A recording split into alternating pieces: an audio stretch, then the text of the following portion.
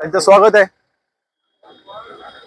आणि अजून माजी आमदार येत आहेत अशी पण चर्चा आहे आणि संजय राऊत शिवसेना वाढीसाठी आज कोकणामधील अनेक शिवबाटाचे कार्यकर्ते, त्यांचे काही नेते हे आज शिवसेनेमध्ये येऊ पाहतायत.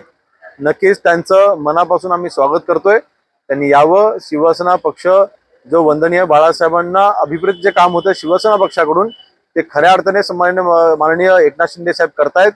त्यांनी बळ द्यावं आणि त्यासाठी त्यांनी सोबत यावं. त्यांचं स्वागत आहे. संजय कदमांची भाजपमध्ये जायची चर्चा चालू आहे, तर काय सांगता? संजय तुमचं राजकीय विरोधक असलेले संजय कदम यांच्या भाजपमध्ये जायची चर्चा सुरू आहे. त्यांनी कुठल्या पक्षात जावा त्यांचा निर्णय आहे. 3 पक्ष बदलून झालेले आहे, ते चौथाही बदलतील, काय अडचण नाही.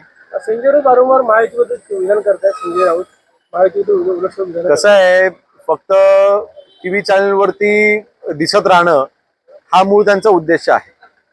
एकंदरीत त्यांच्या टीका टिप्पणीवरनं मतदारांवरती काही फरक पडत नाही. हे आपण महाराष्ट्रामध्ये देखील पाहिलं, आपण आता दिल्लीत देखील पाहिलं.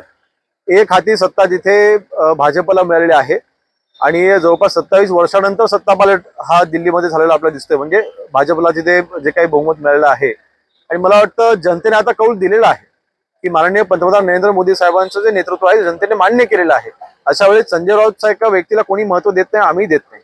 1 वर्षापूर्वी इथे मुख्यमंत्र्यांच्या हस्ते उद्घाटन झालं होतं 50 बेडच्या हॉस्पिटलचं. तर त्याचं काम आहे ते एकंदरीत ज्या